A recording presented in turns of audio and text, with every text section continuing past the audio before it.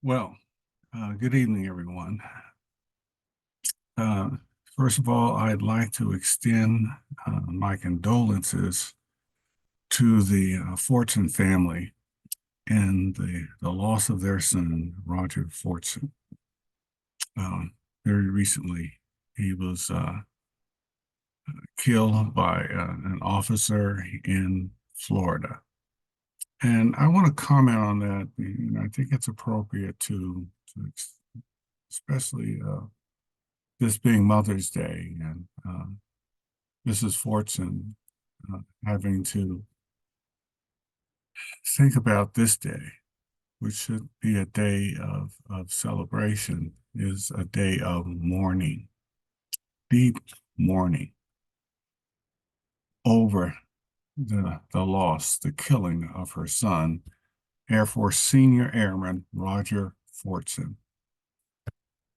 And, as I think about this killing, I'm really disturbed in a couple of areas. I don't hear any of the veterans organizations um, stepping up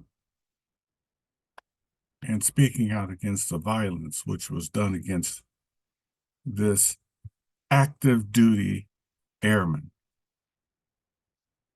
Airman Fortson was giving his life in service of this country. The officer who took Airman Fortson's life is able to sleep at night, move about his community, and go on about his business because brave men and women are serving to protect this country. And then for this man, whose duty is to, quote, serve and protect the community, to take the life of Airman Fortson like that, seconds after this young man opens the door, he's shot and killed.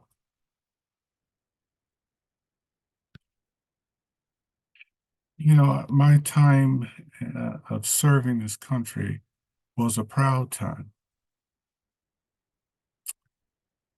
but I am becoming disenchanted with our government, federal government, local government, veterans organizations, which remain silent in times like this. You know, if a police officer is killed in the line of duty, what happens? The president calls, the governor calls, firemen salute, uh, law enforcement agencies gather to support the family of the fallen officer. And we're told that he died as a hero serving his community. Well, here it is, this young man, Senior Airman Roger Fortson, is killed in his own home by law enforcement officers that he is serving to protect. And I hear nothing, not a peep, to honor this airman. Instead, we're hearing questions about should he have had a weapon, which means that no one who looks like me, according to law enforcement, is allowed to have a weapon in their hand. Despite the Second Amendment, all of that hoopla about the Second Amendment, we're for the Second Amendment. It applies to everyone but what? Black men. So if I am standing in my yard with my legally owned handgun, I'm subject to be shot by law enforcement officers who said they were responding to a situation and immediately shoots this young man. And so what that says to me is that the Second Amendment does not apply to anyone who looks like me. You will be shot on sight.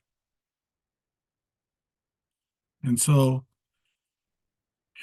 again, my deep condolences to Mrs. Fortson and the loss of your son, who's serving his country with honor and dignity,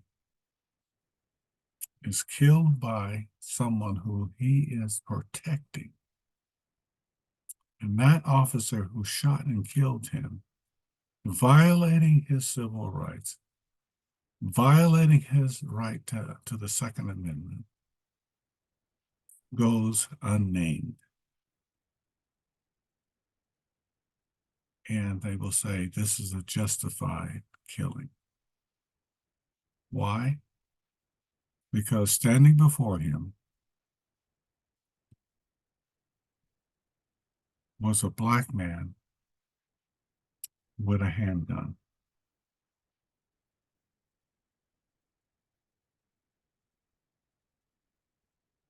I'm waiting to hear from the Air Force, waiting to hear from the local authorities, waiting to hear from President Biden, the commander in chief, but I don't think you will.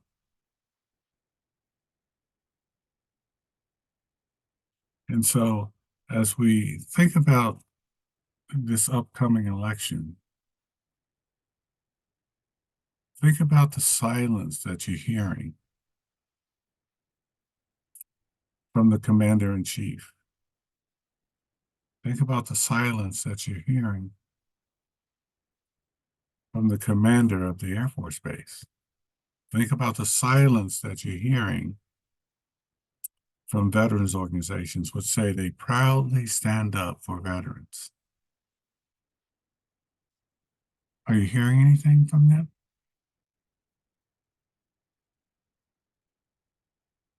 Should we, in the African American community, be joining the armed forces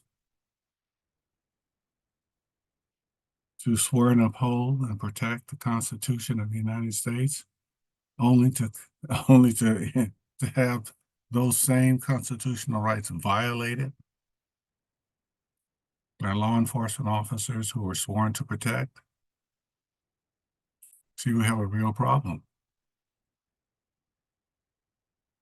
And none of these politicians are working on criminal justice reform. And they'll tell you that democracy is on the ballot. Well, Air Force Senior Airman Roger Fortson won't be able to vote. That's because you took his life. And the lives of people like myself and others are still at risk.